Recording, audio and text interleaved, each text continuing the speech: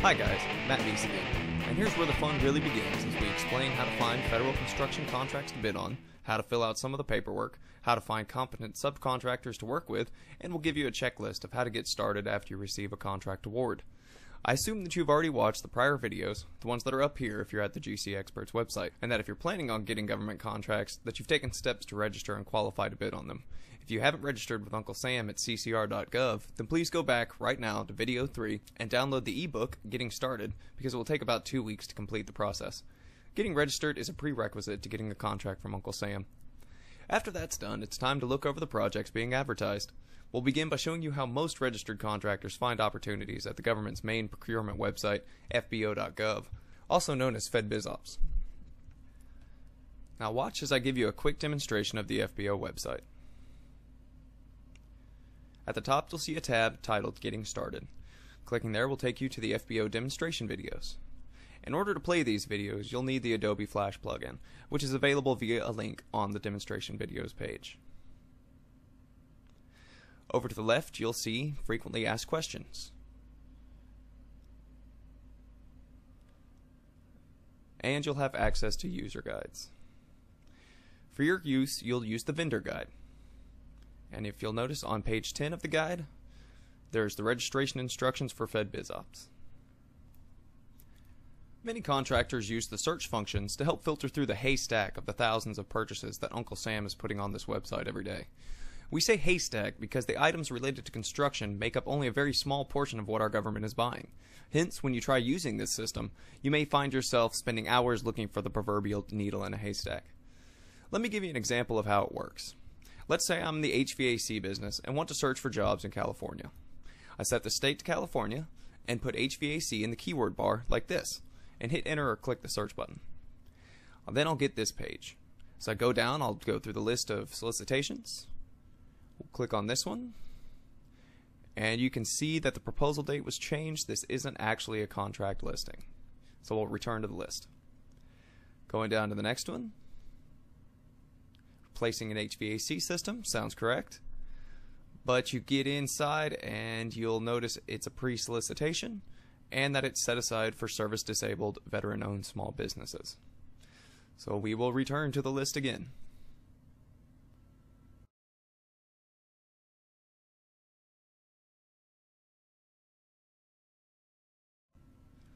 Now, this project only contains a small amount of HVAC.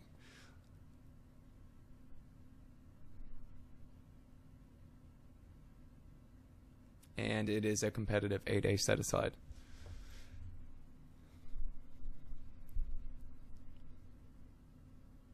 So we struck out again on that one.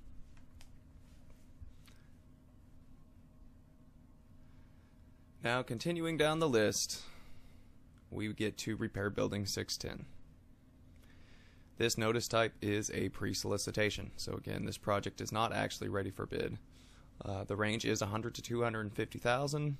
And here's something to note. Typically information like that will be found inside the contract documentation. So if you don't see it listed on fbo.gov, it's most likely within the contract itself. So you'll have to download the documents over to the right.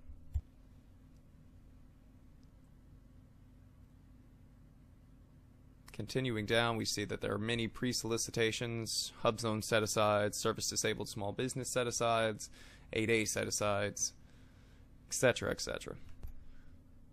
You can see how trying to sort through all these listings for the information that you actually care about could be a very time-consuming process. Without a tool to help visualize an overview, a lot of contractors simply give up. Many of those have told us that they quit trying because they couldn't afford the time it was taking to find something that would work for them.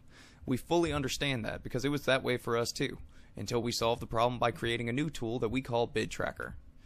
Here's the way Bid Tracker works. There's over 200 federal agencies, and every day each agency sends their purchase requirements valued at over $25,000 to fbo.gov. Bid Tracker filters the data, capturing only the construction opportunities, and then distributes the information into a proprietary database. Bid Tracker assigns each new opportunity its own unique ID number, and a unique interface enables the creation of daily Bid Tracker market reports. The reports are then converted to PDF format and made available to client companies through a membership program. Members who have access to Bid Tracker market reports can rapidly review every government construction opportunity in less than 5 minutes a day. The Bid Tracker database has over 17,000 past, present, and future federal construction opportunities and information on hundreds of government procurement officials. Bid Tracker contains contact information for each official and ties them to each of the construction projects. So we know who does what, when, and where as it relates to projects past, present, and future. This is a gold mine of information that is not available anywhere else. Just as a quick overview, Bid Tracker market reports are used in 3 ways. First, as a list of needles, it provides direct and immediate access to every domestically available federal construction opportunity nationwide in a format that can typically be fully reviewed in less than 5 minutes a day.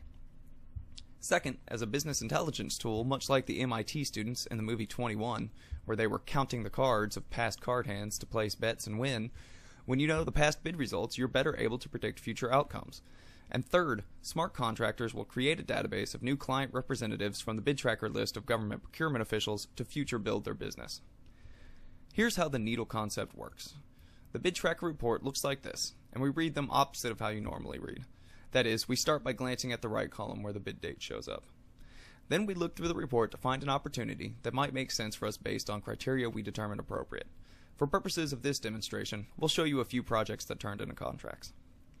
After looking at the Bid Tracker report, the client determined interest in the project to replace the hangar door seal in Scotia, New York. So we clicked on that link, and that took us directly to the FBO.gov website, where all the documents can be viewed and downloaded over on the right-hand side. The opportunity overview is here in the center, and on the left-hand side, you'll find the amendments and any modifications. You can click on the interested vendors list to see interested vendors for the project.